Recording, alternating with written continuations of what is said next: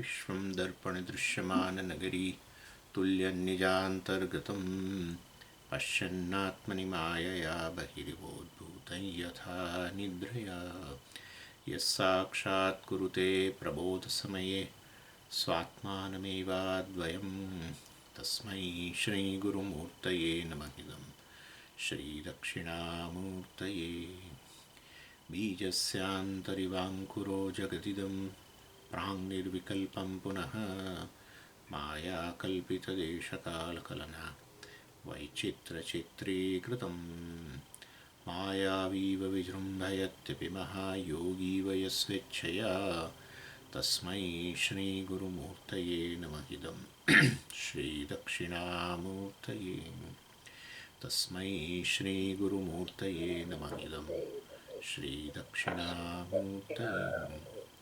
ॐ सहनाववतु सहनौ भुनक्तु सह वीर्यङ्करवावहै तेजस्विनावधीतमस्तु मा विद्विषावहै।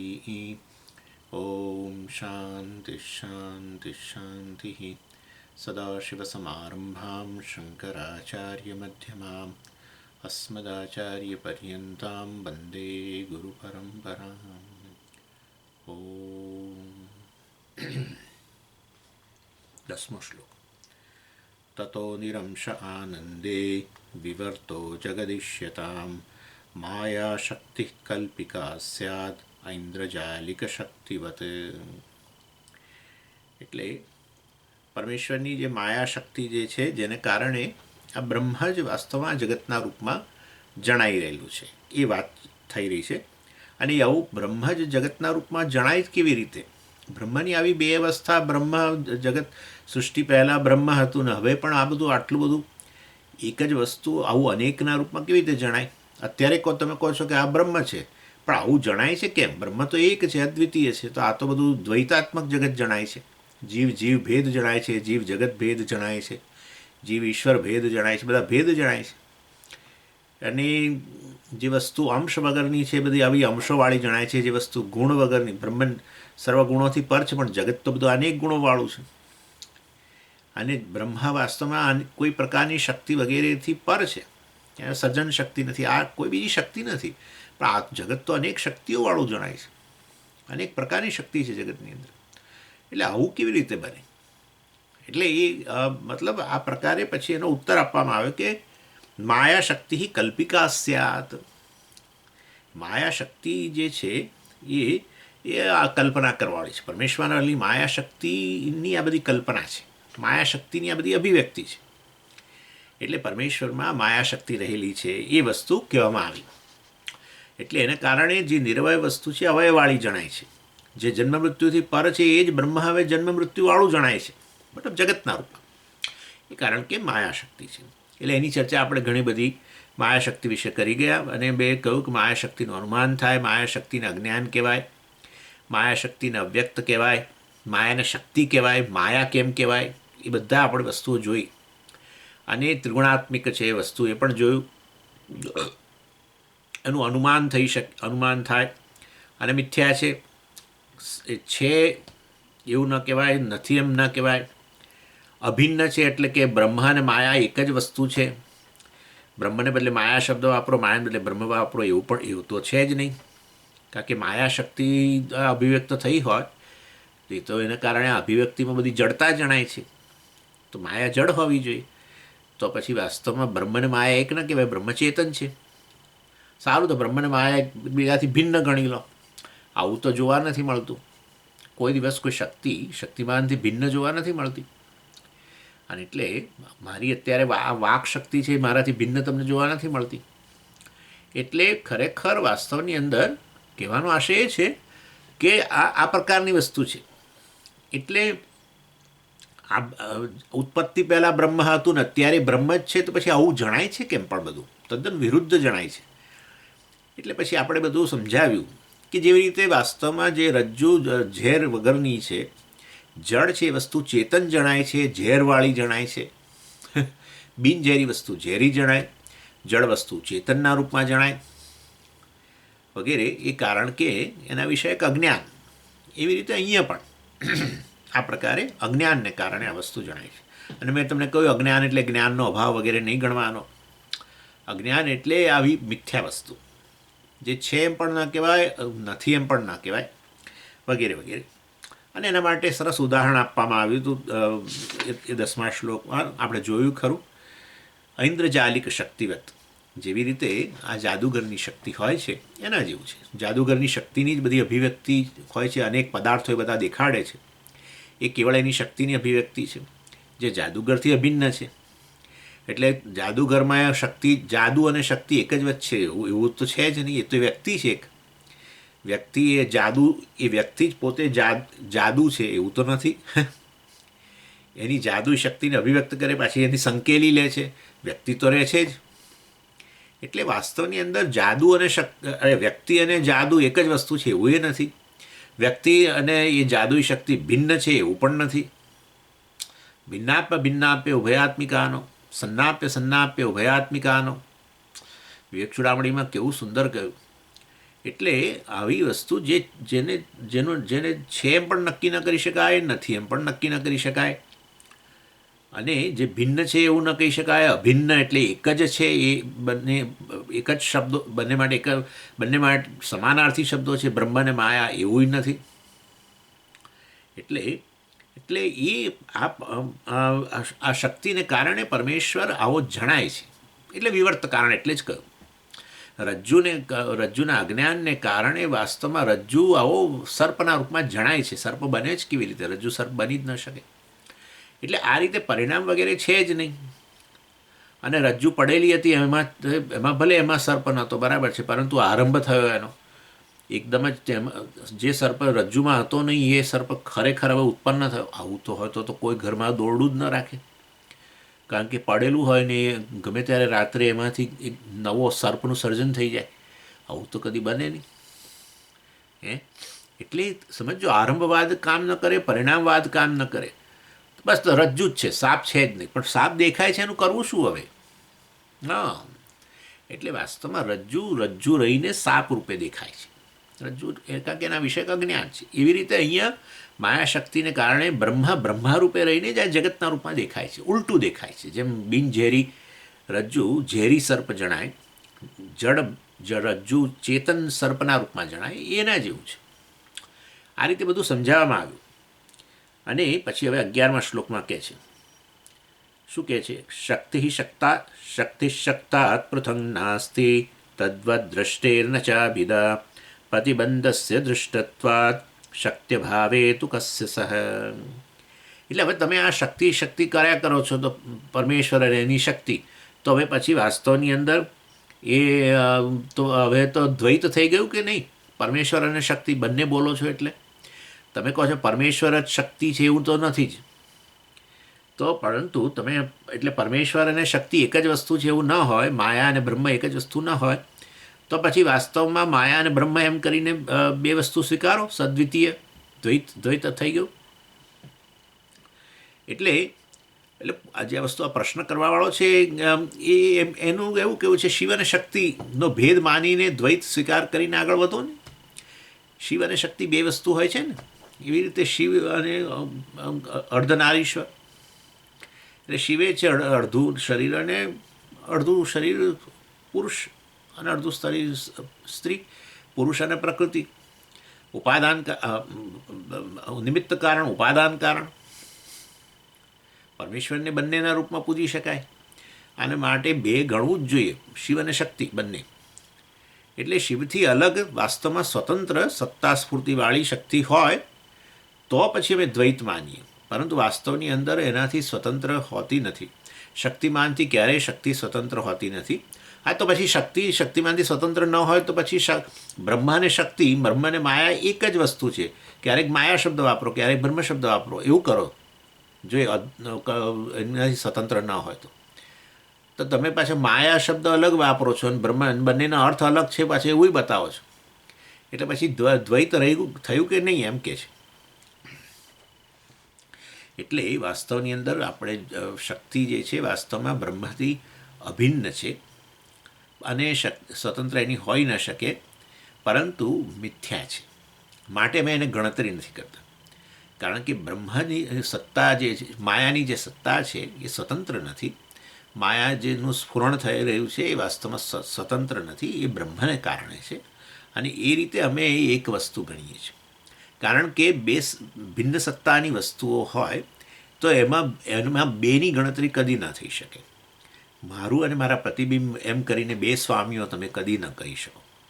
એટલે ભલે પ્રતિબિંબ મારા પડતા એક કરતાં વધારે પણ પડે, અનેક દર્પણો આસપાસ રાખ્યા હોય, મિરર હાઉસ હોય, વચ્ચે ઊભો હોઉં તો હું અને બીજા મારા 8 પ્રતિબિંબ, તો કે 9 કપ સ્વામીજીને બધા 9 સ્વામીઓ ભેગા થયા છે, એમના માટે 9 કપ ચા લાવો, તો એ વસ્તુ ના થઈ શકે.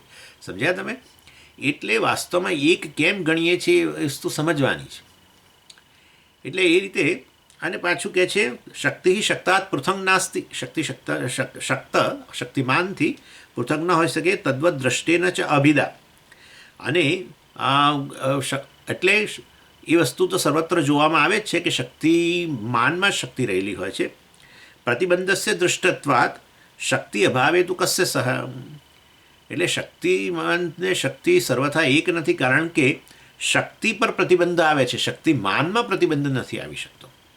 શક્તિમાં પ્રતિબંધ હોય છે. દાખલા તરીકે મારી વાક શક્તિ છે, એના પર પ્રતિબંધ આવી શકે, પણ વાસ્તવની અંદર ભલે શક્તિ મારાથી પૃથક ન હોય, પણ શક્તિ અને શક્તિમાન એક તો નથી જ. શક્તિ પર પ્રતિબંધ આવે છે, શક્તિમાન પર પ્રતિબંધ નથી આવતો. મારી વાક શક્તિ પર પ્રતિબંધ લાવી શકાય, પણ મારા પર પ્રતિબંધ એવું નથી. એટલે શક્તિ શક્તિમાનથી પૃથક પણ નથી. શક્તિ અને શક્તિમાન એક જ વસ્તુ છે એવું નથી. એક વસ્તુ હોય તો પછી શક્તિ પર પ્રતિબંધ એ જ શક્તિમાન પર પ્રતિબંધ છે એવું થઈ જાય, પણ એવું નથી.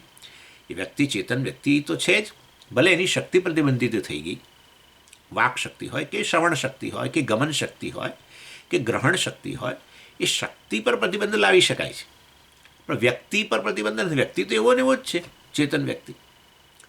એટલે વાસ્તવની અંદર એ બતાવે છે કે શક્તિ અને શક્તિમાન એક જ વસ્તુ છે એવું ન કહેવાય. તો પછી શક્તિ શક્તિમાન એક જ છે એવું ન કહેવાય, તો એને ભિન્ન ગણી લો. શક્તિ શક્તિમાન ભિન્ન ગણી લો, પણ એવું જોવા નથી મળતું. મારી વાક શક્તિ ગમન શક્તિ કદી મારાથી જુદી જોવા મળતી નથી. મારી ગમન શક્તિ દ્વારા હું ચાલી આવો ટ્રેલ પર પેલા 5 માઇલ, અને હું અહીંયા બેસી રૂમમાં, કારણ કે બહાર વરસાદ પડે છે, મેં મારી શક્તિને મોકલી દીધી ચાલવા માટે. આવું તો કદી બનતું નથી.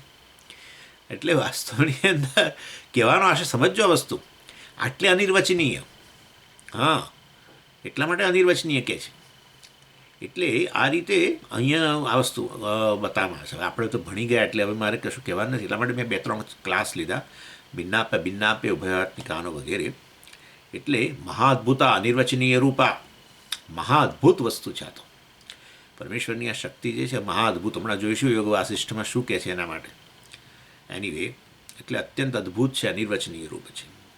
પછી આગળ કહે છે. ચાલો હવે તો ઝડપથી જઈ શકાય, કારણ કે આ બધું જાણીએ છીએ આપણે.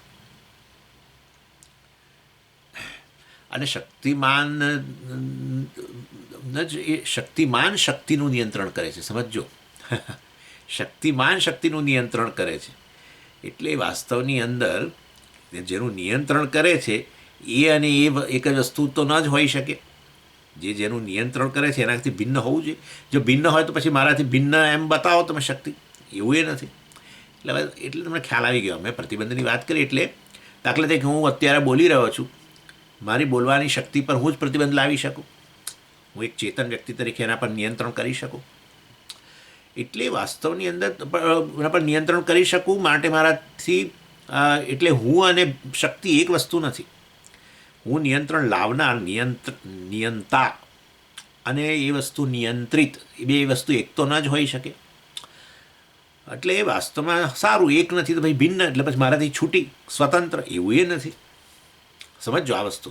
હું એટલા માટે જાણી જોઈને કહું છું આ વસ્તુ વારંવાર, કે આ વસ્તુ સમજાઈ જાય ને તો વેદાંત વસ્તુ ઘણું સરળ થઈ જાય સમજવાનું. આ માયા વગેરેની વસ્તુ ઘણી અઘરી પડતી હોય છે, કે આ વસ્તુ આપણે સમજી નથી શકતા. આપણે ક્યાં તો સ્વતંત્ર ગણીએ, ક્યાં તો એક જ ગણી લઈએ, એવું જ હોય છે. પણ આ વચ્ચેની વસ્તુ છે. એક એટલે પેલું તદ્દન માયા કહો કે બ્રહ્મ કોઈ એક જ વસ્તુ, એમ શક્તિ કહો શક્તિમાન કોઈ એક જ વસ્તુ, એવું નથી. તો સ્વતંત્ર તો કે એ પણ નથી. એટલે આ રીતે વાસ્તવમાં કોઈક વચ્ચેની અનિર્વચનીય વસ્તુ છે. સદસત વિલક્ષણ, ભિન્નાભિન્ન વિલક્ષણમ માયા, ભિન્ન પણ નહીં અભિન્ન પણ નહીં, એ રીતે. ચાલો, એટલે હવે આ 12મા શ્લોકમાં કહે છે આગળ, શક્તે કાર્યાનુમેયત્વાत् અકાર્યે પ્રતિબંધનમ જ્વલતોગ્નેર્દાહે સ્યાત મંત્રાદિ પ્રતિબંધતા. એટલે હવે કહે છે કે જો આ રીતે શક્તિ વાસ્તવની અંદર એના પર નિયંત્રણ લાવી શકાતું હોય, પણ શક્તિ પર નિયંત્રણ લાવો એ તમે જે કહો છો એ અમે સમજીએ કેવી રીતે? કારણ કે શક્તિ તો ઇન્દ્રિય ગમ્ય છે નહીં, તો પછી એના પર નિયંત્રણ આવ્યું એવું તમે કેવી રીતે કહી શકો? કોઈ વસ્તુ પર નિયંત્રણ આવ્યું તો મતલબ એ વસ્તુ આપણે અનુભવી શકીએ કે આજુ આ નિયંત્રિત થઈ.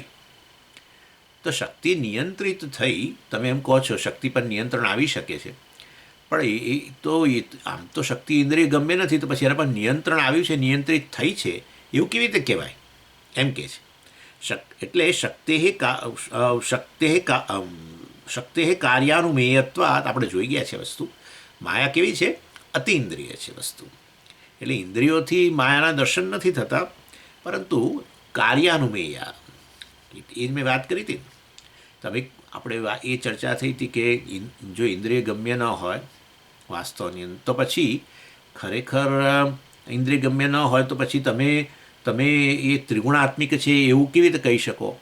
તમે જોયા એના 3 ગુણ, માયાના 3 ગુણ જોયા. જેમ પેલું કોઈક દોરડું હોય, એમાં લાલ, લીલો અને પીળા રંગના પેલા એનાથી એને બનાવવામાં આવ્યું હોય, મોટું જાડું દોરડું હોય તો પાછા નાના નાના દોરડાઓથી એને બનાવે ને, નાની નાની શું કહેવાય એને, એનાથી બનાવે એવી રીતે એને વાળીને આમ.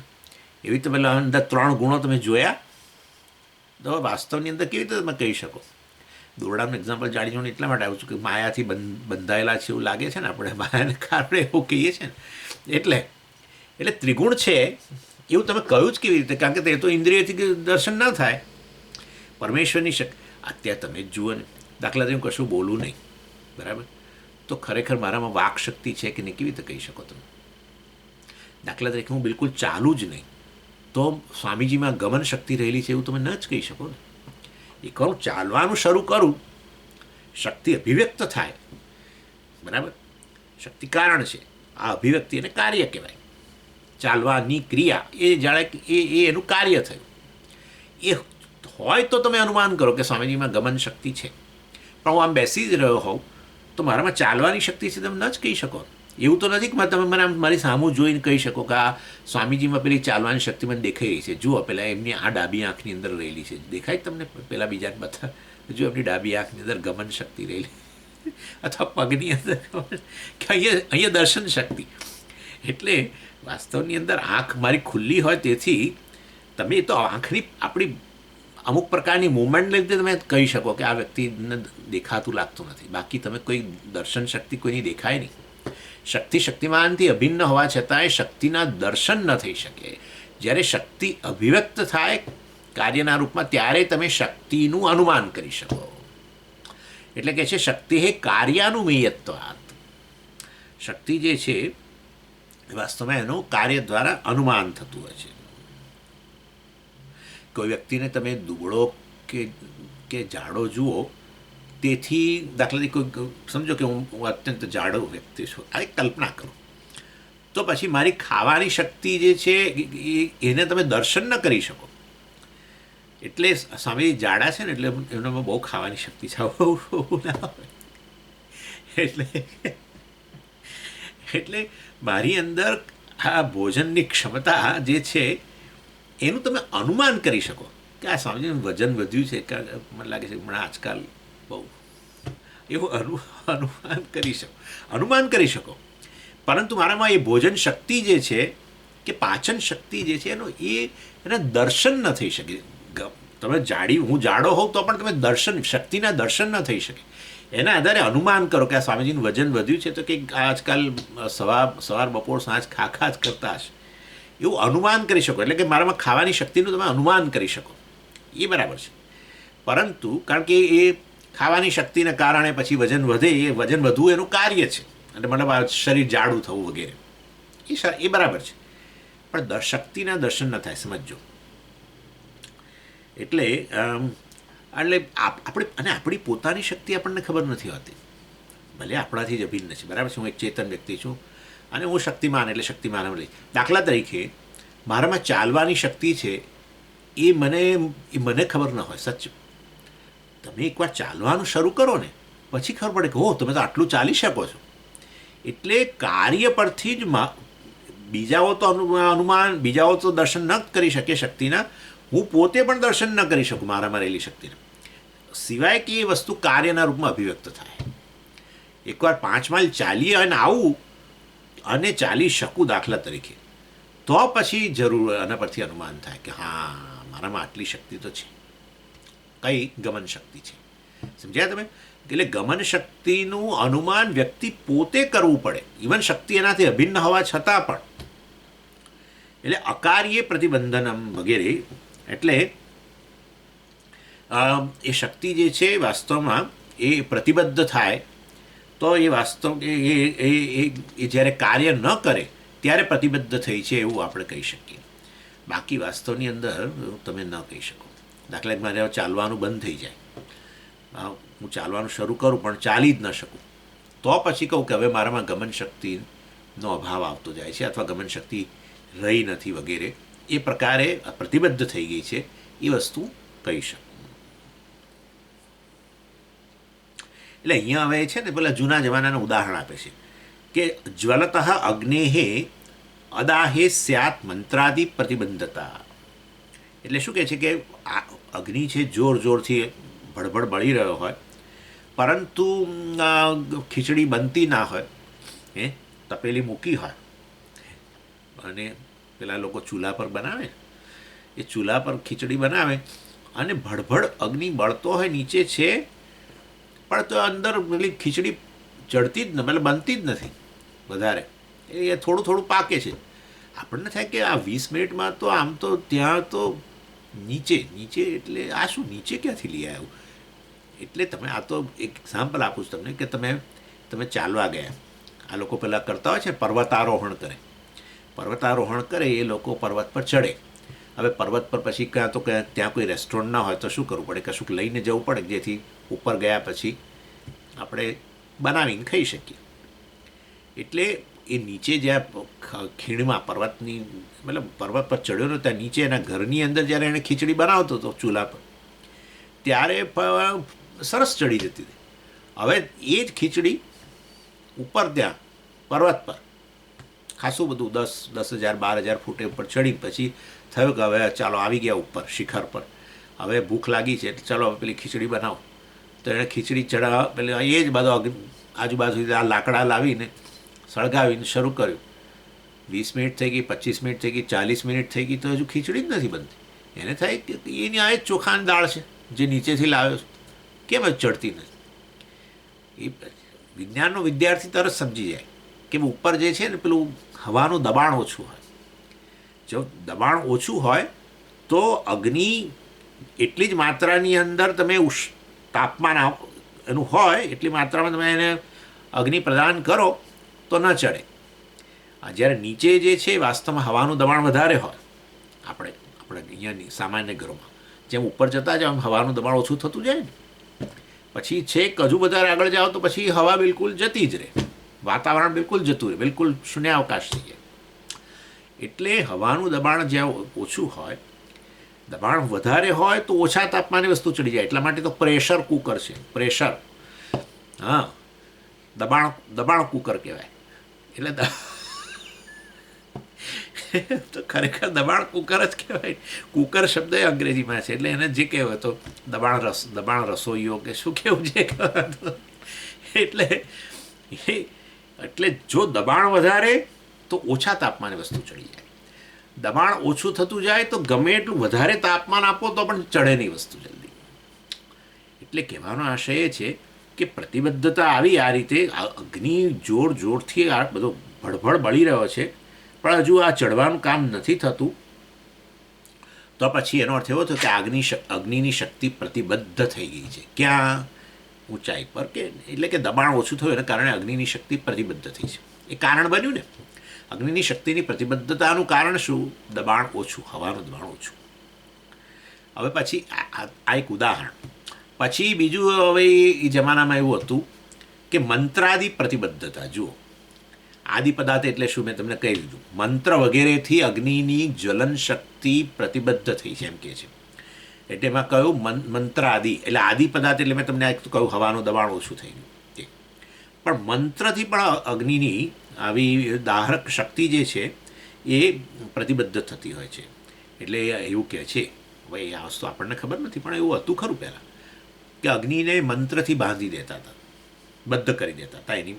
એટલે એ વ્યક્તિ જે છે જેણે આ મંત્રનો પાઠ ને બધું કર્યું હોય એ અગ્નિ પર ચાલે તો પણ એને વાસ્તવની અંદર એ એને દજાડે નહીં, કારણ કે અગ્નિની શક્તિ એ મંત્રથી પ્રતિબદ્ધ થયેલી છે માટે.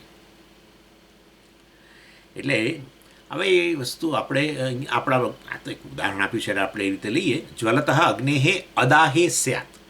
જ્વલતઃ અગ્નિ આ રીતે જ્વલિત અગ્નિ બળબડ બળતો અગ્નિ છે. અદાહે સ્યાત. અદાહ એટલે વાસ્તવમાં એનું દહન કરી શકતો નથી અને દાહક શક્તિ પ્રતિબદ્ધ થઈ ગઈ છે. શેના કારણે? મંત્રાદિ પ્રતિબદ્ધતા, મંત્ર વગેરેને કારણે પ્રતિબદ્ધ થયેલી છે. આપણી શક્તિ આપણા જ રાગ વગેરેથી પ્રતિબદ્ધ થઈ જાય છે. આપણી જ માનસ શક્તિઓ જે છે એ આપણા રાગદ્વેષને કારણે એન્ઝાયટી ઊભી થાય એને કારણે પછી પ્રતિબદ્ધ થઈ જાય. એટલે રાગદ્વેષને કારણે અતિશય જ્યારે આપણે તાણ અનુભવીએ ને ત્યારે પછી તમે જોજો કે આપણે થોડી જ વારની અંદર આપણું મન થાકી જાય એકદમ. એટલે આપણને થાય કે જો હમણાં તો ઉઠ્યા છે ને મતલબ કે મન કામ કરવું જોઈએ, પરંતુ ઉઠીને ત્યારે કોઈક કારણસર આપણા મનમાં કોઈક પ્રકારના રાગદ્વેષનો તીવ્ર હુમલો હોય અને એના કારણે આપણે કંઈક ભય લાગે કે કંઈક તાણ ઉત્પન્ન થાય તો આપણે જોજો તમે આપણી માનસ શક્તિ જે છે વસ્તુ પર વિચાર કરવાની આ તે એ એકદમ જાણે કે કુંઠિત થઈ ગઈ. એટલે આ એક્ઝામ્પલ આપણા માટે સારું છે કે આપણામાં રહેલી શક્તિઓ, માનસ શક્તિની વાત કરું છું અત્યારે, ઇવન એની અસર આપણા શરીર પર પણ પડે. અતિશય તાણ વગેરે હોય તો આપણે જાણે કે પછી કશું કરવાની ઈચ્છા ન થાય, શારીરિક કર્મ કરવાની, ચાલવા જવાની ઈચ્છા ન થાય. આપણને કંઈક આપણું મન મૂડ આપણે એમ કહીએ મૂડમાં નથી જવું ચાલ એમ. મૂડ એટલે વાસ્તવમાં એટલે કે આપણા રાગદ્વેષ વગેરે બીજું શું હોય. રાગદ્વેષને કારણે એ રાગદ્વેષની જ અભિવ્યક્તિ કે બીજા રૂપમાં થતી હોય, ભયના રૂપમાં, પછી દ્વેષના રૂપમાં, ક્રોધના રૂપમાં, આ તે બધું કે ઈર્ષા વગેરેના રૂપમાં. એટલે આ વસ્તુ આપણે જોઈ શકીએ છીએ કે આપણી પોતાની શક્તિ જ આપણા પોતાના રાગદ્વેષ વગેરેને કારણે પ્રતિબદ્ધ થતી હોય છે. એટલે આપણા વિકાર આપણી શક્તિને પ્રતિબદ્ધ કરતા હોય છે. યુદ્ધ શરૂ થયું એ પહેલાં ભીષ્મ પિતામહને પૂછવામાં આવ્યું કે કોનામાં કેટલી શક્તિઓ રહેલી છે. એમણે કહ્યું કે હું તો વૃદ્ધ છું પણ હું સવારથી સાંજ સુધી લડી શકું છું, અને સવારથી સાંજ સુધી લડું તો આ મહાભારતના યુદ્ધમાં કુરુક્ષેત્રમાં ઉભેલી આ 18 અક્ષોહિણી સેના, અક્ષોહિણી એટલે 1,11,000 કે સમથિંગ એટલા સૈનિકો, અને આ પાછા કેટલાક હાથીઓ અને કેટલાક ઘોડા અને એ બધું પાછું ગણવાનું અંદર, એટલે પાયદળ ને પછી ગજસેના અને એ બધું, હા ઘોડાઓનું બધું મળીને કે અક્ષોહિણી બને. એનીવે એટલે હું જો સવારથી સાંજ સુધી લડું, ભીષ્મ પિતામહ કહે છે, તો વાસ્તવની અંદર આ 18 અક્ષોહિણી એટલે 18 એટલે બધા 11 અક્ષોહિણી સેના એમના તરફની, 11 ગુણ્યા તમે ગણી લેજો 1,11,000 કે, અને આ બાજુ પાંડવોના પક્ષે વાસ્તવમાં 7 અક્ષોહિણી, એમ કરીને 18 અક્ષોહિણી સેના જે છે એ બધાને હું એકલા હાથે પહોંચી વળું એમ છું, મારી શકું એમ છું. દ્રોણાચાર્ય તો કહે છે, એટલે ભીષ્મ પિતામહે કહ્યું કે હું સવારથી સાંજ એક દિવસ લડું એમાં બધાનો સંહાર કરી શકું, વિચાર કરો. ભીષ્મ પિતામહ બહુ જ એ તો કોઈનાથી અર્જુન બાજુનો તો કોઈ વિસાત જ નહીં. એનીવે દ્રોણાચાર્ય એમનામાં કેટલી શક્તિ છે કે 3 દિવસની અંદર 18 અક્ષોહિણી સેના મારી શકે. કર્ણને તો એમણે અર્ધરથી જ કહ્યું, કર્ણને કહ્યું કે આપણે બંને ગુરુ ભાઈઓ છે, આમ તો આપણા બંનેના ગુરુઓ પરશુરામ છે, અને તે ગુરુ પાસે શિક્ષા લેતા પહેલાં તારી જાત, કારણ કે પરશુરામ બ્રાહ્મણોને તૈયાર કરતા હતા ક્ષત્રિયો વિરુદ્ધ લડવા માટે. એટલે તો કર્ણ તો ક્ષત્રિય હતો, જાણીએ જ છે આપણે. તો પછી હવે કર્ણને પરશુરામ પાસે વિદ્યા શીખવી હતી, તો કરે શું? તો બ્રાહ્મણો શીખવે. એટલે પછી એણે પોતાની જાતને બ્રાહ્મણ તરીકે ઓળખાણ, ફેક આઈડી હોય છે તો ફેક આઈડી આપ્યો બતાવે અને કે હું તો બ્રાહ્મણ છું. અને શીખી લીધી અસ્ત્ર વિદ્યા. પરશુરામને ભોટ બનાવી અને પછી શીખી એટલે પછી એક દિવસ થયું શું કે ગુરુજી જે છે એ કર્ણની એટલે કર્ણની જાંઘ પર આવી રીતે સૂતા હતા.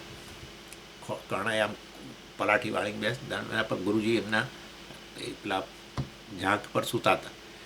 અને એ કર્ણને એ વખતે, હવે એ જમાનામાં તો ક્યાં બધા ઘરો ને બધા, એટલે હવે ગુરુકુળની અંદર હશે બહાર એક વૃક્ષની નીચે કેવા, તેમાં એક ભમરાએ આવીને કર્ણના પગમાં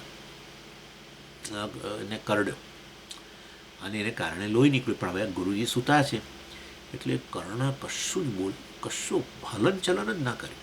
એણે જોયું કે ભમરો એ કરી રહ્યો છે, મને ડંખ મારી રહ્યો છે, પરંતુ જો હું સહેજે હાલીશ તો ગુરુજી જાગી જશે, જે મારા આવી રીતે સૂતા છે મારી જાંઘ પર. એટલે સહન કર્યું અને પછી તો લોહી પણ નીકળ્યું. પણ પેલી લોહીની સ્મેલ આવી ને એટલે ગુરુજી એકદમ ઊભા થઈ ગયા. એટલે એમણે અને ત્યારે એમને થયું, વિચાર કરો, એમણે એની સ્મેલ પરથી પરશુરામે કહી દીધું કે તું ક્ષત્રિય છું, તે મને જુઠ્ઠું કહ્યું છે, માટે તે તું બ્રાહ્મણનું જે કાર્ય જે છે કરીશ ત્યારે તારી આ વિદ્યા મેં તને જે શીખવી છે એ કામ કરશે. પરંતુ ક્ષત્રિય રૂપે જ્યારે તું રહીશ કે કાર્ય કરીશ તો આ વિદ્યા કામ નહીં કરે. હવે લડવા માટે આવ્યો તો ક્ષત્રિય તરીકે જ લડવા આવ્યો તો અહીંયા તો, એટલે એ અસ્ત્રવિદ્યા કામ નહીં કરે. એટલે ન કરી નહીં તો આ કર્ણ તો આ અર્જુન બજુનને બધાને તો ક્યાં સાફ કરી નાખે. પરશુરામ પાસે શીખેલો અને બહુ કારણ કે સૂર્યપુત્ર હતો ને એટલે અતિ તેજસ્વી હતો બહુ જ. આ બધા બહુ સાયકોલોજીકલ ઇસ્યુ છે, હું તમને એ વસ્તુની ચર્ચા નહીં કરું અત્યારે, કે મહાભારતની અંદર કેવું સુંદર વર્ણન છે કે કર્ણને પણ આવી રીતે સૂતપુત્ર કરીને હું સૂતપુત્ર છું, કારણ કે એને પછી પેલો તમે જાણો છો વધારે ચર્ચા નહીં, એટલે હું સૂતપુત્ર છું, સારથીનો પુત્ર છું, આમ તેમ એવા પ્રકારના પેલા પૂર્વગ્રહને કારણે અને મારે વાસ્તવ એટલે એને આપેલું છે ને કે લઘુતા ગ્રંથિને કારણે બહુ પીડાતો હતો. એટલે હંમેશા એ એવી રીતે બતાવવા માંગે કે હું બીજા વખત ચડિયાતો છું, કારણ કે વાસ્તવમાં ખરેખર બીજા ક્ષત્રિયો વગેરે જુએ ત્યારે એને પેલાને નાનમ લાગે ને, હું સૂતપુત્ર છું, આ બધા ક્ષત્રિયો છે. એટલે એને કારણે બહુ પછી દાન પણ એને લીધે જ આપતો. અને પાછું દાન આપ્યા પછી કે મારા જેવું દાન કોઈ ના આપી શકે, કર્ણ જે દાન કરે એવું કોઈ ન કરી શકે. આમ બીજાઓને મહાત કરવા માટેની, કારણ કે આપણા મનમાં ખૂબ નાનમ હોય ત્યારે પછી આવું થાય ને આપણને, આપણે કઈ રીતે મોટા છીએ એવું બતાવીએ બીજાઓ જ્યારે પછી સ્વીકારે મને મોટા તરીકે, બહુ મોટા છો તમે તો, ત્યારે આપણને આપણા વિશે સારું લાગે, નાનમમાંથી થોડી મુક્તિ લાગે. આવું તો બધું બહુ છે ત્યાં મહાભારતની અંદર. વ્યાસાચાર્યજીએ જે આખો ચિતાર આપ્યો છે એક એકનો, એ બધું સાયકોલોજી છે, રીતસર. ચાલો, એટલે કહેવાનો આશય છે કે અહીંયા પરશુરામે કહ્યું કે તું ક્ષત્રિય રહીશ તો વાસ્તવમાં વિદ્યા કામ નહીં કરે, અને એટલા માટે યુદ્ધના મેદાનમાં વિદ્યાની શક્તિ પ્રતિબદ્ધ થઈ જશે, અસ્ત્ર વિદ્યા. આ વસ્તુ ભીષ્મ પિતામહને ખબર હતી. એનીવે, એટલે કહેવાનો આશય છે આવી રીતે શક્તિ પ્રતિબદ્ધ થઈ શકે છે. હવે લોકની અંદર આ બધા આપણા જગત વગેરેની અંદર અનુમાન અર્થાપત્તિ વગેરે દ્વારા શક્તિનું આપણે અનુમાન પ્રમાણ કે અર્થાપત્તિ વગેરે દ્વારા શક્તિનું અનુમાન કરી શકતા હોઈએ છીએ. તો પરંતુ પરમેશ્વરમાં માયા શક્તિ જે છે એનું પહેલાં તો શાસ્ત્ર દ્વારા આપણે એ વસ્તુને જાણીએ અને એ પછી એનું આપણે અનુમાન કરીએ. સીધું અનુમાન નહીં, શક્તિ આવી રહેલી છે પરમેશ્વરની, જેના કારણે આવું જગતના રૂપમાં જણાય છે, એવું શાસ્ત્ર દ્વારા પહેલાં જાણીએ, પ્રમાણશાસ્ત્ર પહેલાં, અને પછી આપણે એ શક્તિનું અનુમાન કરીએ. એ વસ્તુ હવે કહે છે દેવાત્મશક્તિમ સ્વગુણૈર્નિગૂઢામ મુનયો વિદન પરાસ્ય શક્તિર્વિવિધા ક્રિયા જ્ઞાન બલાત્મિકા. એટલે દેવાત્મશક્તિમ સ્વગુણૈ નિગુણામ મુનય અવિદન જાણી, મુનય અવિદન, મુનિઓએ ઋષિઓએ આ શક્તિને જાણી, દેવાત્મશક્તિમ એટલે દેવ એટલે પરમેશ્વર, પરમેશ્વરની આત્મશક્તિ, પરમેશ્વરમાં જ રહેલી, પરમેશ્વરથી અભિન્ન એવી આ મિથ્યા શક્તિ જે છે એ આ પરમેશ્વરમાં રહેલી શક્તિને એ શક્તિને મુનય અવિદન, મુનિઓએ જાણી. આ વસ્તુ જે છે ને ત્યાં શ્વેતાશતર ઉપનિષદના આધારે આ વસ્તુ કહે છે. એમાં આ શ્વેતાશતર ઉપનિષદના પ્રારંભમાં જ આવો વિચાર આવે છે કે આવો પ્રકારનું એનાલિસિસ કે આ જગતનું કારણ શું, એવું મુનિઓએ ચિંતન કર્યું, ઋષિઓએ ચિંતન કર્યું કે આ જગતનું કારણ શું છે. એટલે અનેક પ્રકારની પછી બધી કલ્પનાઓ જુદા જુદા ઋષિઓએ જુદી રીતે કહ્યું. કોઈકે કહ્યું કે ભાઈ જે કાળવાદી હતા એ લોકોએ કહ્યું કે કાળ જ આ બધું ઉત્પન્ન કરે છે, જેટલો સમય સૃષ્ટિ રહે છે એટલો જ સમય પ્રલયનો હોય છે. એટલે કાળની આપણને વસ્તુ, કાળની હાજરી કેવી રીતે ખબર પડે છે? કાળ તો સીધો દર્શન ક્યાં થાય છે? સ્વામીજી આ રહ્યો સમય, એવું તો છે જ નહીં. એટલે કાળ વસ્તુ કેવી રીતે આપણે જાણીએ છીએ? સૂર્યચંદ્રની આ ગતિ વગેરેને કારણે, એના કારણે દિવસ ને એના કારણે પછી કલાકો ને આ ને મિનિટ ને સમય ને સેકન્ડ ને બધું. એટલે સૂર્યચંદ્રની ગતિને આધારે, સૂર્યચંદ્રને આધારે આપણને કાળનું અસ્તિત્વ ખબર પડે છે. એ સૂર્યચંદ્રની જે મૂવમેન્ટ છે એના આધારે. અને પછી મહાપ્રલય જે થાય ત્યારે તો સૂર્યચંદ્ર વગેરે હોતા નથી, તો પરિવર્તન પણ નહીં એમ કોઈ પ્રકારનું. તો હવે કાળ કેવી રીતે ખબર પડે? પછી પ્રલયમાં કાળ કેવી રીતે ખબર પડે? એટલે વાસ્તવની અંદર તમે કહો છો કાળ જગતનું કારણ છે, તો કાળે વાસ્તવમાં એ જગતની ઉત્પત્તિ પહેલાં રહેવું જોઈએ, કાર્યની ઉત્પત્તિ થાય પહેલાં કારણ હોવું જોઈએ, ઘડો બને પહેલાં માટી તો હોવી જ જોઈએ. તમે કહો છો કાળ જો કારણ છે જગતનું, તો જગત ઉત્પન્ન ન થયું ત્યારે કાળ રહેવો જ જોઈએ. પણ જગત ઉત્પન્ન ન થયું ત્યારે પ્રલય અવસ્થા હતી, તો પ્રલય અવસ્થામાં પણ કાળ ક્યાં દેખાય છે? કોઈ નથી દેખાતું. કાળ જેને કારણે છે એ સૂર્યચંદ્ર વગેરે તો પ્રલયમાં રહ્યા નથી. એટલે વાસ્તવની અંદર કાળ કારણ ન બની શકે. જ્યોતિષીઓ ખાસ તો કાળને કારણ માને છે બધી વસ્તુઓમાં માટે. એ લોકો કાળ સમય, આ સમયે આ થશે, અર્થાત જાણે કે સમય એનું કારણ છે. આ સમયે આ થશે, આ સમયે આ ગ્રહો ભેગા થશે અને એને કારણે આ પ્રકારની અસર થશે. એટલે છેવટે એ લોકો કાળને કારણ માને. કેટલાક લોકો કહે છે કે અકસ્માત, કશું વસ્તુનું તમે એમાં કંઈ કારણ બહુ શોધશો નહીં. જગતમાં જે કંઈ બને છે, આપણા જીવનમાં જે બને છે એ બધું યદૃચ્છા. બસ યદૃચ્છા શબ્દ સાંભળ્યો છે ને? આ ભગવદ્ ગીતામાં આવે છે યદૃચ્છા શબ્દ, એટલે અકસ્માત, એક્સિડન્ટ, બધું એક્સિડન્ટ છે. બસ તો આપણે પડી ગયા, એક્સિડન્ટ જ કહીએ છીએ ને આપણને કંઈ અથડાયા, એક્સિડન્ટ. આપણને કોઈક સારી વસ્તુ મળી ગઈ, એક્સિડન્ટ. કશું મેં વિચારવાનું નહીં, પુણ્ય પાપ ને ફલાણું દીકરું, એ બધું અકસ્માત જ છે આ જગતનું કારણ ને જગતની ઘટનાઓનું કારણ. કેવળ એક્સિડન્ટ છે બસ. સારું બને છે એ એક્સિડન્ટ, ખરાબ બને છે એક્સિડન્ટ. અર્થાત સમષ્ટિના સ્તરે સારું બને છે, સુનામી આવ્યું એક્સિડન્ટ, ધરતીકંપ થયો એક્સિડન્ટ. એમાં વળી શું આ ધરતીકંપ આવે એનું શું કારણ હશે ને આવું કેટલાક લોકો આ રીતે અકસ્માતને કારણ માને છે. એટલે આ બધા મુનિઓ, આ મનનશીલ લોકો બધા જે છે એ લોકોએ બહુ વિચાર કર્યો કે જગતનું કારણ શું, પણ કોઈ કારણ એમને સંગત ન લાગ્યું. ત્યારે એમણે કારણ જાણવા માટે પછી પરમેશ્વરનું ધ્યાન કર્યું અને ત્યારે એમને સાક્ષાત્કાર થયો કે પરમાત્માની આ શક્તિ જે છે એ પરમાત્માની શક્તિનો સાક્ષાત્કાર થયો. અર્થાત એ આ જગત રૂપે અભિવ્યક્ત થાય છે. જગતનું કારણ આ રીતે માયા છે જે પરમેશ્વરથી અભિન્ન છે, અને પરમેશ્વરથી અભિન્ન હોવાને કારણે પરમેશ્વરને જગતનું કારણ કહીએ, પરંતુ ખરેખર તો વિવર્ત કારણ. રજ્જુ ખરેખર કંઈક કારણ બની જ નથી. રજ્જુ તો રજ્જુ જ છે. હજુ કશું રજ્જુમાં આટલું પરિવર્તન આવ્યું નથી, અને છતાંય રજ્જુ આ રીતે જગત દેખાય છે, કારણ કે રજ્જુ જે છે એનું અજ્ઞાન છે. એવી રીતે પરમેશ્વરનું અજ્ઞાન એટલે પેલું આપણે સામાન્ય જ્ઞાનનો અભાવ ને એવું બધું એ પ્રકારનું નહીં ગણવાનું. અજ્ઞાન એટલે આ મેં તમને કહ્યું છે કેમ આપણે એને વિદ્યા કે અજ્ઞાન કહીએ છીએ માયાને, એ મેં તમને સમજાવ્યું છે. એટલે આ પરમેશ્વરની માયાને કારણે વાસ્તવમાં આ રીતે આ જગત જણાય છે. એટલે આ વસ્તુ ક્યાં આવી છે? શ્વેતાશ્વતર ઉપનિષદના પહેલા જ અધ્યાયની અંદર ત્રીજા મંત્ર વગેરેની અંદર આ વસ્તુ આવે છે. દેવાત્મ શક્તિમ સ્વગુણૈ નિગૂઢામ એક્સેટ્રા. દેવમાં જ આ પ્રકારની, પરમેશ્વરમાં જ આ પ્રકારની શક્તિ રહેલી છે, આત્મશક્તિ, પોતાની જ આ શક્તિ છે, અને જે હંમેશા નિગૂઢામ એટલે એના છુપાયેલી, એટલે કે જે ઇન્દ્રિયનો વિષય ન બની શકે.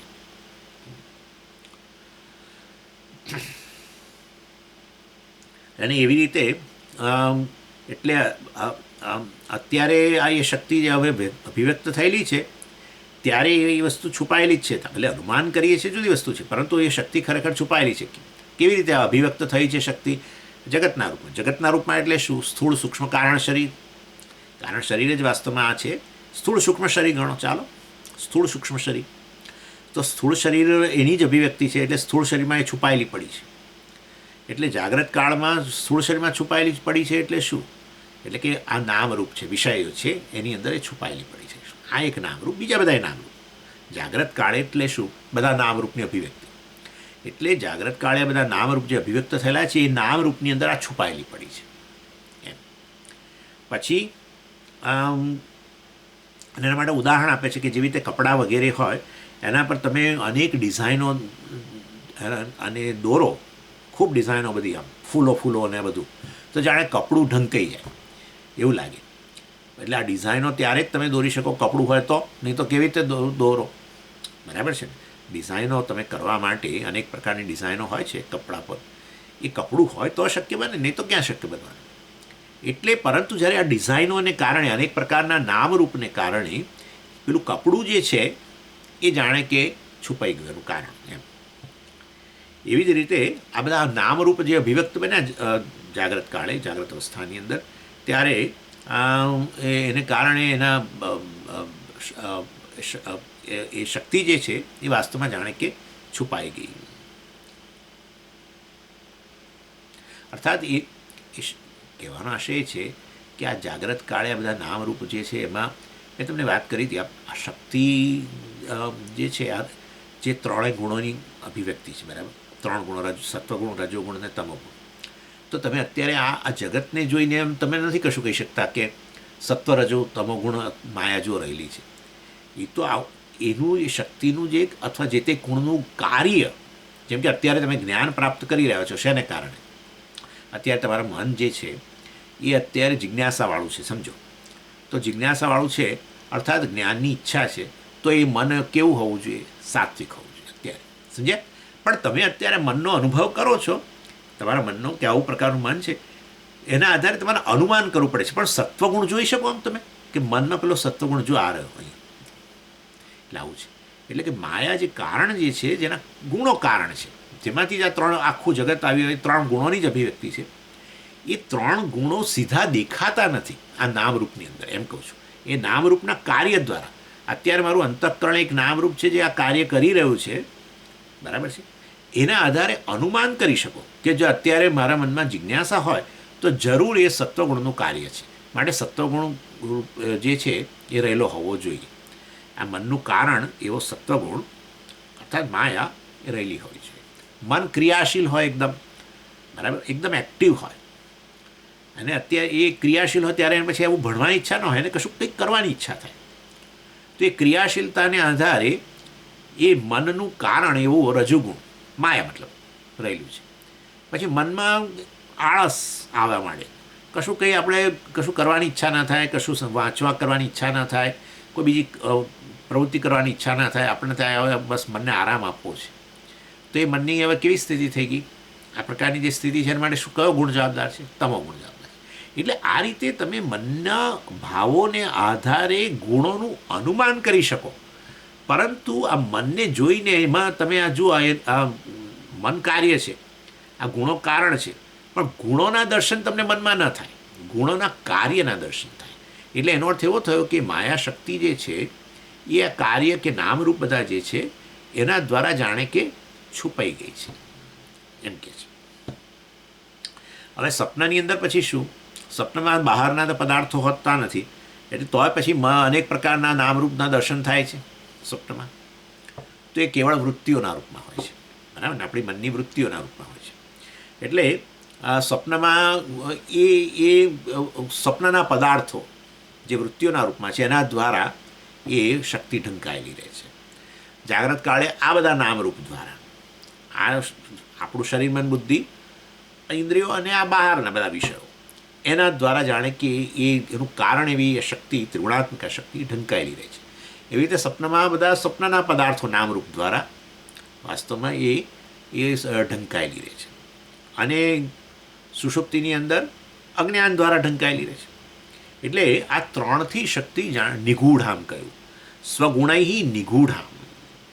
એટલે ગુણોનું જે કાર્ય છે એ વાસ્તવમાં સ્વગુણૈ એટલે પોતાના ગુણો દ્વારા ઢંકાયેલી હોય ને, પણ એ ગુણોના કાર્ય દ્વારા. એટલે એનો જે કાર્યો છે બધા જુદા જુદા નામરૂપ, બરાબર છે, એ એના દ્વારા ઢંકાયેલી છે. અને મુનિઓએ એ વસ્તુ વાસ્તવમાં એ ધ્યાનની અંદર આ ભગવાનની શક્તિ, પરમેશ્વરની શક્તિના દર્શન કર્યા કે એ વાસ્તવમાં એ ત્રિગુણાત્મિક શક્તિ જ આ જગતનું કારણ છે, એવી રીતે દર્શન કર્યા. એટલે પરાસ્ય શક્તિ એટલે પરાસ્ય એટલે વાસ્તવમાં આ પરા એટલે આ શક્તિ કોની છે? પરા એટલે બ્રહ્મની જે છે વાસ્તવમાં પરાશક્તિ છે. અને એ કેવી છે? વિવિધ પરાશક્તિ જે છે વાસ્તવમાં એ ક્રિયા અને ક્રિયા જ્ઞાન બલાત્મિકા. એટલે વાસ્તવમાં આ એ કેવી છે? ક્રિયા જ્ઞાન અને બળ એટલે અહીંયા ઈચ્છા ગણવાની. મેં તમને ત્યાં આપણે જુદી રીતે વાત કરી હતી, ક્રિયાશક્તિ, જ્ઞાન શક્તિ અને મેં તમને શું કહ્યું હતું યાદ છે? જડશક્તિ, ઇનર્શિયા, એ તમામ ગુણ. ત્યાં મેં તમને એના માટે એ રીતે વાત કરી હતી. અહીંયા બલ એટલે અહીંયા ઈચ્છા, એ રીતે કરવાનું. એનીવે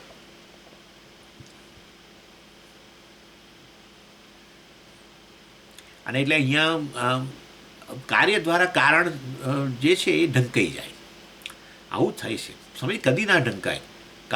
કારણ વગર કાર્ય રહી જ ના શકે, બરાબર છે, પણ આપણે ભૂલીએ જ છે ને, એમાં કોઈ શંકા જ નથી. ઘરેણાને જોઈને ભલે બધું આપણા મનમાં અજ્ઞાના સોનાના છે, પણ ઘરેણાને ઘણીવાર નામરૂપ, એની ડિઝાઇનો ને એ બધું એના કારણે આપણે જાણે કે આપણે સોનું જાણે કે કિંમત ન રહ્યું, આપણે એ પેલા નામરૂપની કિંમત આવી જાય. એટલા માટે તો જે તે ઘરેણું સિલેક્ટ કરી. હવે એ ઘરેણું સોનું છે ને પેલું સોનું છે. કદાચ એવું બને કે તમે એવું સિલેક્ટ કરો કે જે વજનમાં ઓછું હોય, એટલે કે સોનું ઓછું હોય, અને બીજું ઘરેણું જે નામરૂપ છે એ તમને ન ગમતું હોય પણ એમાં એનું વજન વધારે હોય, એ તો સોનું વધારે છે એમાં. પણ ના, એટલે વાસ્તવમાં જે કારણ જે છે એ કાર્ય જેને કારણે કારણ ઢંકાઈ જાય છે. કારણના જ દર્શન કરો છો તમે, સોનાના દર્શન કર્યા વગર ઘરેણાના દર્શન થઈ જ ન શકે. પણ તમારી નજરની અંદર જાણે કે પેલું કાર્યથી તમે અભિભૂત થઈ જાઓ છો. એ રાગ દ્વેષ હોય છે, પણ આપણે એની ચિંતા નહીં કરીએ. કાર્ય જે છે કાર્યથી અભિભૂત થઈ જાય, નામરૂપથી અભિભૂત થઈ જાય, ત્યારે આપણને કારણના દર્શન જાણે થતા નથી. એ વાસ્તવમાં એટલે આ રીતે આ બધું જગતના નામરૂપ જે છે શરીરમાં, બુદ્ધિ વગેરેની અંદર આપણે એવા ગૂંચવાઈ જઈએ છીએ કે એનું જે કારણ છે, જે દેવાત્મ શક્તિ છે, પરમેશ્વરની શક્તિ છે, એના દર્શન આપણને થતા નથી. જે ત્રિગુણાત્મક છે એના દર્શન થતા નથી. એટલે શ્વેતાશ્વતરના 6ઠ્ઠા અધ્યાયમાં કહ્યું અસ્ય પરાશક્તિ વિવિધા. એટલે અસ્ય પરાશક્તિ એટલે પરાસ્ય નહીં, એટલે અહીંયા એવું ગણવાનું અસ્ય પરાશક્તિ. અસ્ય એટલે આ બ્રહ્મની વાસ્તવમાં પરમાત્માની પરાશક્તિ છે. અને પરાશક્તિ કેમ કહે છે? શ્રેષ્ઠ છે. કારણ કે આ વાસ્તવની અંદર એ શક્તિ આપણામાં રહેલી શક્તિ છે. એનાથી મેં અત્યારે કેટલા બધા શબ્દોનું સર્જન કર્યું, બરાબર છે. આ એક ક્લાસ આપણો પૂરો થશે ત્યાં સુધીમાં કદાચ મેં 10,000 શબ્દો બોલી ગયો હોઈશ. કલ્પના કરો 5,000 બોલ્યો, ચાલો ને. એટલે કેટલા બધા શબ્દોનું મેં સર્જન કર્યું, પણ તો મારી શક્તિ જે છે પરા ન કહેવાય, શ્રેષ્ઠ ના કહેવાય. કેમ કે ભાઈ આ પરમેશ્વરની જે આ શક્તિ છે એનાથી તો અનંત કોટી બ્રહ્માંડોની ઉત્પત્તિ થાય છે, તો પછી એનાથી તો મોટી શક્તિ કઈ હોઈ શકે? માટે અસ્ય બ્રહ્મણ પરમાત્માની પરાશક્તિ. અને એ વાસ્તવમાં એક એવા કાર્ય ઉત્પન્ન કરે છે કે અનાદિકાળથી અનંત અનંત કાળ સુધી, અનાદિથી અનંત કાળ સુધી એ ચાલતા જ રહે છે. જગત તમે જાણો જ છો, બધે પ્રલય થઈ જાય પણ વળી પાછું સર્જન, વળી પાછા કરોડો વર્ષો, વળી પાછો પ્રલય, વળી પાછા કરોડો વર્ષો ચાલતું જ રહે છે. શેને કારણે? બ્રહ્મને કારણે ના, માયાને કારણે. બ્રહ્મ જ છે, પણ બધું બ્રહ્મની આ પરાશક્તિ જે છે એ જ આ બધો ખેલ કર્યા કરે છે. બધું પ્રલય કરી લે, બધું આ વ્યક્ત કરી નાખે, માયા રૂપે રહે, પાછું વળી સર્જન કાળે અભિવ્યક્ત કરે. એ બધા અવ્યક્ત નામરૂપ રૂપે રહી હતી, હવે પાછી વ્યક્ત થાય. જે 3 ગુણ રૂપે રહી હતી, હવે એ પાછી બધા ગુણોના કાર્ય રૂપે દેખાય. આવું અનંત કાળથી ચાલ્યા જ કરે છે. માટે શક્તિ જે છે વાસ્તવમાં કેવી છે? ખૂબ ચડિયાતી છે. અને એટલે તો એની પૂજા કરીએ જ ભાઈ. નવરાત્રિમાં આપણે પરમેશ્વરની આ શક્તિ જે છે એની પૂજા કરીએ છીએ. અને પાછી કેવી છે? વિવિધા, અનેક પ્રકારની છે. અનેક પ્રકારની, એટલે તો પૂછશો જ નહીં ભાઈ. કેટલીય વસ્તુઓ બધી જગતમાં ઉત્પન્ન થાય છે અને જતી રહે છે. પાછી કેટલીક નવી વસ્તુઓ આવતી રહે છે. એટલે વાસ્તવની અંદર આ શક્તિ ધરાવનારા શક્તિમાન આવી નવી નવી સૃષ્ટિ કર્યા જ કરે છે, કર્યા જ કરે છે. નટરાજ છે વાસ્તવમાં, એટલે જ એને ડાન્સ કહે છે, નટરાજ કહે છે. કારણ કે નૃત્યની અંદર ક્યારે પણ એ નૃત્ય કરનારની ના અંગો એક ક્ષણ માટે પણ સ્થિર હોતા નથી. એક ક્ષણ માટે પણ નહીં. હા, માથું પણ હાલતું રહે, વળી વાળ કદાચ છૂટા હોય નટરાજના તો વાળ પણ, અને હાથના પણ આંગળીઓની મૂવમેન્ટ, પગની મૂવમેન્ટ, શરીરની મૂવમેન્ટ સુંદર. એટલે પરમેશ્વરની શક્તિ, એટલે કે પરમેશ્વર સહિત આ શક્તિ, બરાબર. એટલે એ નટરાજ જ્યારે આ રીતે સતત ડાન્સ કરતો રહે છે અને નવીન વસ્તુ ઉત્પન્ન કર્યા જ કરે છે. પ્રત્યેક ક્ષણે નવી મુદ્રા તમને જેમ પેલો નૃત્યકાર દેખાડે, એવી રીતે આ પરમેશ્વર આ રીતે પોતાનું નૃત્ય શક્તિ પોતાની આ રીતે અભિવ્યક્ત કરે છે, આવી રીતે બતાવે છે. નવીન સૃષ્ટિ. એટલા માટે આ લોકો કહે છે કે વાસ્તવમાં પ્રલય કાળે પાછું આ બધું જૂનું થઈ ગયું હોય ને હવે.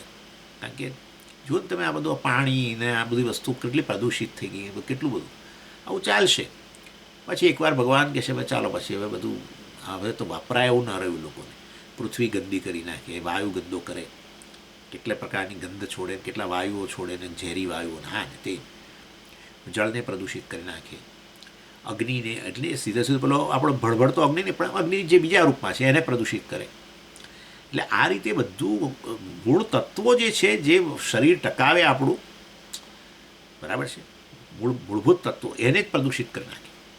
પછી ભગવાનને થાય ચલો હવે તો પછી હવે આ બધું પાછું નવેસરથી બધું નવું આપવું પડશે આ લોકોને.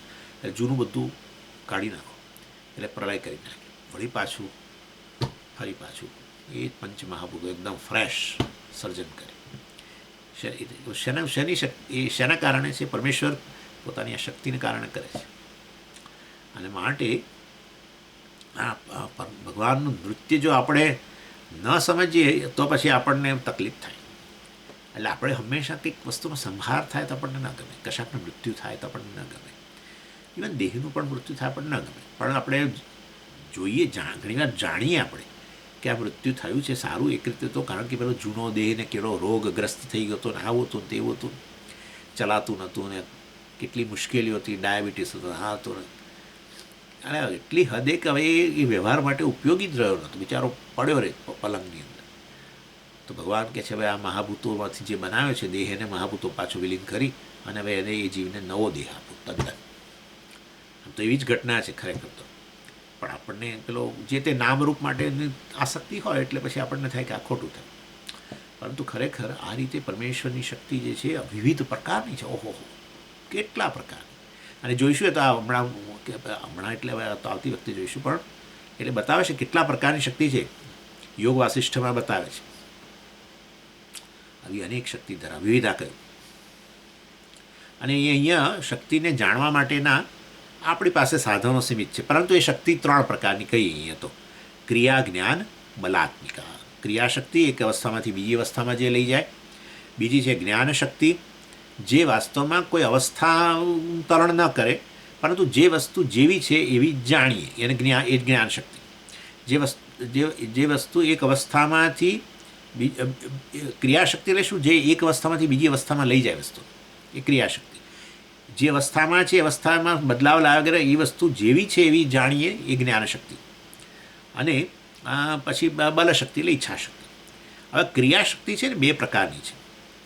આ હું જુદી રીતે વાત કરું છું. આપણે જે વાત કરી હતી એ તો પેલા ગુણોને આધારે. આ જે છે આ ક્રિયાશક્તિ જે છે બે પ્રકારની, આ એક જુદું મોડેલ છે. એ બે પ્રકારની છે, પરિણામ અને પરિસ્પંદન. માંડુક્યમાં એની થોડી ચર્ચા આવે છે. એટલે એ આ એક છે વાસ્તવની અંદર પરિણામ અને બીજું છે પરિસ્પંદન. એટલે પરિણામ એટલે તો તમે સમજી શકો છો કે એ એક ક્રિયાશક્તિ એવી છે કે જેમાં વસ્તુ વાસ્તવની અંદર પહેલાં પરિસ્પંદન જોઈએ. એ દાખલા તરીકે એના માટે ઉદાહરણ આપો. પહેલાં દાખલા તરીકે હું અહીંયા બેઠો છું, બરાબર, અત્યારે અહીં બેઠો છું. હવે જુઓ, આ ક્લાસ પતે પછી કદાચ સમજો કે હું બહાર જઈને બેસું, બરાબર, અહીંથી બહાર જઈને બેસું, તો ખરેખર અહીંયા બેસું કે બહાર બેસું, હું તો જે છું એનો એ જ રહ્યો ને. કોઈ મારા સ્વરૂપમાં તો અત્યારે ફેર નથી જ પડ્યો. એટલે જ્યારે આવી રીતે સ્વરૂપમાં ફેર પડ્યા વગર અવસ્થાંતરણ થાય, સ્વરૂપમાં ફેર પડ્યા વગર અવસ્થા બદલાય, અહીંયા બેઠો છું અને ભલે બહાર બેઠો, મારા સ્વરૂપમાં પરિવર્તન પામ્યા વગર અવસ્થા જ્યારે બદલાય ત્યારે એને પરિસ્પંદન ક્રિયાશક્તિ કહેવાય. અને બીજું કે સ્વરૂપમાં પરિવર્તન આવીને અવસ્થા બદલાય, જેમ દૂધમાંથી દહીં બદલાય છે, રાઈટ. દૂધની એક અવસ્થા છે, હવે દહીં બની ગયું, તો વાસ્તવમાં જ એની અવસ્થા બદલાઈ ગઈ. એટલે હવે એ ઉદાહરણ તમને ન ગમતું હોય તો બીજું ઉદાહરણ આપું કે આપણા બાળપણની અંદર આપણે દાઢી મૂછ નહોતા અને આપણે મોટા થયા એટલે હવે દાઢી મૂછ આવ્યા, તો અવસ્થા બદલાઈ, સ્વરૂપ પણ બદલાયું. પહેલાં દાઢી મૂછ વગરના હતા, હવે દાઢી મૂછ વાળા, એટલે સ્વરૂપ બદલાયું. તો એને પરિણામ કહેવાય. પરિણામ ક્રિયાશક્તિ. અને પરિસ્પંદન, પરિસ્પંદનની અંદર સ્વરૂપ, જે આપણું સ્વરૂપ છે જેવા છીએ એવા રહીને ખાલી અવસ્થા બદલાય, તો પરિસ્પંદન. અને પરિણામ ક્રિયાશક્તિ એટલે આપણા સ્વરૂપમાં પરિવર્તન આવે, અવસ્થા બદલાય પણ એમાં આપણું સ્વરૂપ બદલાઈ ગયું, એટલે આપણે જેવા છીએ એને બદલે બદલાયા, એટલે એ પરિવર્તન જન થયું, એટલે એ પરિણામ કહેવાય. ચાલો, એટલે આ ક્રિયાશક્તિ. પછી જે વસ્તુ જેવી છે એના પરનું આવરણ હટી જાય એ જ્ઞાન શક્તિ, પરમાં આપણે કહીએ, જ્ઞાન કહીએ. એટલે ઘડાનું જ્ઞાન થયું એટલે શું? ઘડા પરનું આવરણ, ઘટ વિષયક અજ્ઞાન, મતલબ આવરણ એટલે ઘટ વિષયક અજ્ઞાન છે નિવૃત્ત થઈ ગયું. એમાં કંઈક ઘડાના અવસ્થા બદલાય કેવું નહીં, જે વસ્તુ જેવી છે એવી એવી જાણી લીધી. અને પછી આ ક્રિયામાં આપણે પ્રવૃત્તિ ક્યારે થાય તો કે છે વાસ્તવમાં મનમાં જ્યારે ઈચ્છા ઉત્પન્ન થાય, તો પછી એનો અર્થ એવો થયો કે ઈચ્છા શક્તિ પણ છે. એટલે આ રીતે આપણી પાસે 3 સાધનો છે, જ્ઞાનેન્દ્રિય, કર્મેન્દ્રિય અને મન. જ્ઞાનેન્દ્રિયો દ્વારા જ્ઞાનશક્તિ, કર્મેન્દ્રિય દ્વારા ક્રિયાશક્તિ અને મન દ્વારા ઈચ્છાશક્તિ. આ બધા સાધનો છે, આ બધા આપણી શક્તિ. એના સિવાય આપણી પાસે આ 3 શક્તિઓ માટેના 3 સાધનો છે. આ 3 સાધનોમાં 3 શક્તિ રહેલી છે એમ કહો. એટલે આપણા પાસે આપણી શક્તિ મર્યાદિત છે, આ સાધનો મર્યાદિત છે માટે. જ્યારે પરમાત્મા કેવા છે? અનંત રૂપ છે, અને માટે એની શક્તિ બધી કેવી છે? અમર્યાદિત છે, પરાશક્તિ કહીએ. એટલે આપણા સાધનોથી પરમાત્મા આપણને સીમિત દેખાય વાસ્તવમાં. એનીવે, પણ એટલે આ 3 શક્તિ જે છે એનું આ રીતે અહીંયા બતાવવામાં આવે છે. આગળ ચર્ચા હવે કરીશું. ઓમ પૂર્ણમદ પૂર્ણમિદં પૂર્ણાત પૂર્ણમુદચ્યતે પૂર્ણસ્ય પૂર્ણમાદાય પૂર્ણમેવાવશિષ્યતે. ઓમ શાંતિ શાંતિ શાંતિ. હરિ ઓમ શ્રી ગુરુભ્યો નમઃ. હરિ ઓમ.